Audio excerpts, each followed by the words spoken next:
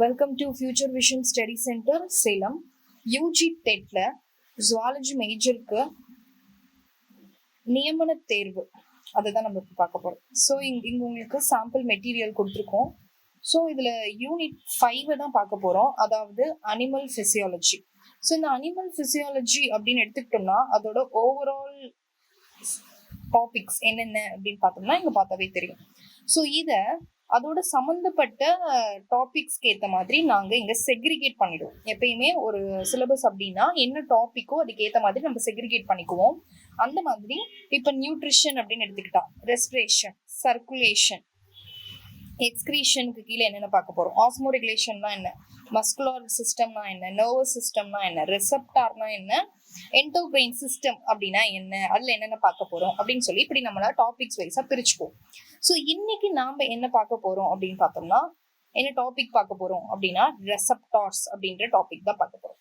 So receptor அப்படின்னு எடுத்துக்கிட்டாவே it's a sensory physiology is study of how body senses and process information from the environment. அதாவது நம்மளோட பாடி வெளியில இருந்து வரக்கூடிய இன்ஃபர்மேஷனை எப்படி சென்ஸ் பண்ணிக்குது அப்படிங்கிறத சென்சரி பிசியாலஜின்னு சொல்லிட்டு அதை பத்தி நம்ம ஃபுல்லாவே பார்ப்போம். It includes the study how sensory receptors detect stimuli and transmit the information to the brain.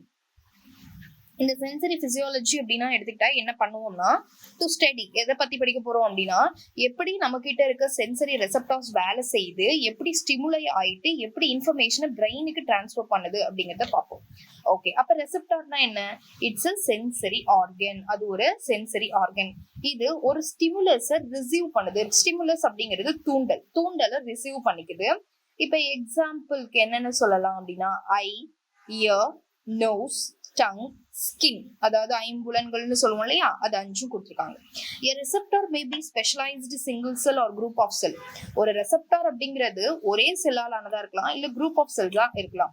When it is in the form of a single cell, it is called a sensory cell. ஒருவேளை அது ஒரே ஒரு செல்லால் ஆயிருந்தது அப்படின்னா அது sensory செல்லணும். When it is in the form of group of cells, it is called a sensory organ. அப்ப நிறைய செல்ஸ்னால சேர்ந்து ஆனது அப்படின்னா அதை நம்ம சென்சரி ஆர்கன்னு சொல்றோம். The most common receptors are those connected with the familiar 5 senses, namely sight, hearing, touch, smell and taste. அதாவது ஒரு காமனா நம்ம சொல்லக்கூடிய ரெசப்டார்ஸ் அப்படின்னு எடுத்துக்கிட்டா 5 இருக்கு. அந்த 5 என்னென்ன பண்ணும்? பார்க்க, கேட்க, தொடுதலை உணர, ஸ்மெல் நுகர்தல், அடுத்து டேஸ்ட், இது எல்லாத்துக்கும் ஹெல்ப் பண்ணுது. These are only few of many senses. நிறைய சென்சஸ்னா இது ஒரு ஃபியூஸ் தான் அப்படின்னு சொல்றாங்க. Based on the type of stimulus received, the receptors are classified into 4 types. எந்த வழியா ஒரு ரெசப்டார் தூண்டுதலை பெறுதோ அதை பொறுத்து நம்ம 4 வகையா பிரிச்சிருக்கோம். They are follows. என்னென்ன அப்படின்னு பார்க்கலாம். ஃபர்ஸ்ட் ஒன் அப்படின்னு எடுத்துக்கிட்டோம்னா கீமோ ரெசப்டார்ஸ். ஃபர்ஸ்ட் ஒன் என்ன சொல்றாங்க? கீமோ ரெசப்டார் அப்படின்னு சொல்றாங்க. So when receptor response to chemical stimulus, எப்ப ஒரு கெமிக்கல் ஸ்டிமுலஸை இந்த receptor எடுத்துக்குதோ the receptor is called chemoreceptor. Sensory organs of smell and taste are chemoreceptors. Example, tongue and nose. அப்ப chemoreceptorsனா என்ன? Chemical ஸ்டிமுலஸை எடுத்துக்கக்கூடிய receptors chemoreceptors அப்படின்னு சொல்றோம். இந்த chemoreceptors ஸ்மெல் அண்ட் டேஸ்ட் உணரக்கூடிய tongue and nose அப்படின்னு சொல்றாங்க.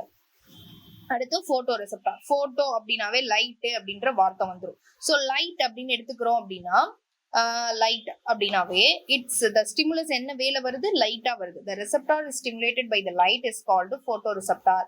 அப்ப நமக்கு பார்க்க உதவுற ஒரு ரெசப்டார் எது அப்படின்னா ஐஸ். அடுத்து mechano receptor. When a receptor responds to a mechanical stimulus, it is called a mechanoreceptor. அதாவது மெக்கானிக்கல் ஸ்டிமுலஸ் நம்ம தூண்டுதலா நம்ம ரெசப்டார்ஸ் எடுத்துக்கிச்சு, தூண்டுதலா அந்த ரெசப்டாரை தூண்டிருச்சு அப்படின்னா அதை மெக்கானோ ரெசப்டார்னு சொல்றோம். இந்த மெக்கானிக்கல் ஸ்டிமுலஸ் இன்க்ளூட்ஸ் ஒரு சவுண்டா இருக்கலாம், இல்ல ஒரு டச்சா இருக்கலாம், இல்ல ஒரு ப்ரெஷர்னால, இல்ல டிஸ்பிளேஸ்மெண்ட் ஆஃப் த பாடி நகர்வு, இந்த மாதிரி எதா வேணா இருக்கலாம். இது எக்ஸாம்பிள் என்னென்ன சொல்லலாம் அப்படின்னு பார்த்தோம்னா ear, skin, antenna, lateral sense organ, ampulla of Lorenzini, இது எல்லாமே. இயர் அப்படின்னு எடுத்துக்கிட்டா சவுண்டு, ஸ்கின்னுக்கு டச், ப்ரெஷர் அப்படின்னா ஆண்டனா, அடுத்து lateral line sense organ, ampulla of Lorenzini, இதெல்லாம் பார்த்தோம்னா பிசிக்ஸ்ல இருக்கும். அதாவது பிசிக்ஸ் அப்படின்ற கிளாஸ்ல இருக்கும்.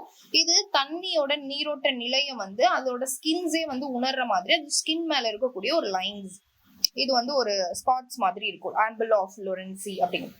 நாலாவதா பார்த்தா தெர்மோரெசெப்டார். தெர்மோரெசெப்டார் அப்படிங்கிறது when a receptor is stimulated by the temperature, it is called thermoreceptor.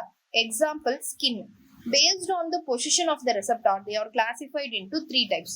அதாவது ரெசெப்டார்ஸ் எந்த இடத்துல இருக்கு, பொசிஷன் ஆயிருக்கு அப்படிங்கறத பொறுத்து நம்ம திரும்ப இதை என்ன பண்றோம், 3ஆ பிரிக்கிறோம். என்ன இந்த 3 அப்படின்னு பார்த்தோம்னா, எக்ஸ்டீரோ ரெசெப்டார், எக்ஸ்டீரோசெப்டார். எக்ஸ்டீரோ அப்படின்னாவே எக்ஸ்னாவே என்னது, வெளியே அப்படின்னு நமக்கு தெரியும். So when a receptor is located on the surface of the body or stimulated by the external stimulus, the receptor is called exteroreceptor. அப்போ இப்ப நம்ம ஃபர்ஸ்ட் 4 வகையான ரெசெப்டார்ஸை பார்த்தோம்.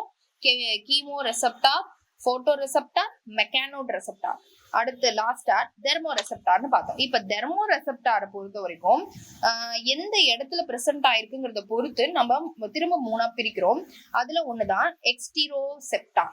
எக்ஸ்டீரோசெப்டார் அப்படின்னு எடுத்துக்கிட்டோம்னா வெளியில, பாடிக்கு வெளியில இருக்கும் அந்த ரெசெப்டார். இல்ல அப்படின்னா எக்ஸ்டர்னல் ஸ்டிமுலஸ் மூலமா தூண்டப்பட்டிருந்துச்சுன்னா அதை நம்ம எக்ஸ்டீரோ ரெசெப்டார் அப்படின்னு சொல்றோம். அப்ப இன்டீரோனா என்ன, அதுக்கு அப்படியே opposite. Inside of the body, receptor is located inside of the body or stimulated by the internal ஸ்டிமுலஸ்ல இருந்து கிடைச்சது அப்படின்னா அதை இன்டிரோ ரெசெப்டார் அப்படின்னு சொல்றோம்.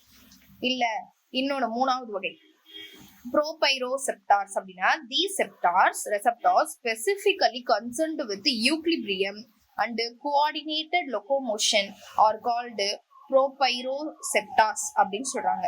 அதாவது யூக்லிபிரியம், நம்மளோட உடலை யூக்லிபிரியத்துல வச்சுக்கிறதுக்கும் லோகோமோஷன், அதாவது ஒரு இடத்துல இருந்து இன்னொரு இடத்துக்கு போறதுக்கான இடம் பெயர்வுன்னு சொல்லுவோம். அதை கோஆர்டினேட்டட் எல்லாத்தையும் சரியா செய்யறதுக்கும் நமக்கு ஹெல்ப் பண்றது தான் ப்ரோபைரோ ரெசெப்டார்ஸ். இதுக்கு எக்ஸாம்பிளா free nerve endings, muscle spindles, Golgi receptors and statocyst அப்படின்னு சொல்லிட்டு இது எல்லாத்தையும் நம்ம பார்ப்போம். இந்த ஸ்டாட்டோசிஸ்ட் அப்படிங்கிறது ஈக்குலிபிரியத்தை மெயின்டைன் பண்றதுக்கு ஹெல்ப் பண்ணும். எங்க அப்படின்னு பார்த்தோம்னா சீலன்ட்ரேட்டா அப்படின்னு சொல்லிட்டு ஒரு பைலம் படிப்போம். அந்த பைலத்துல சோ ப்ரோபைரோ ரெசெப்டார், இன்டிரோசெப்டார், எக்ஸ்டிரோசெப்டார் அப்படின்னா என்னன்னு பார்த்துட்டோம். ஸோ நெக்ஸ்ட் நம்ம போட்டோ ரெசெப்டார் அப்படின்னா என்னன்னு பார்க்கலாம்.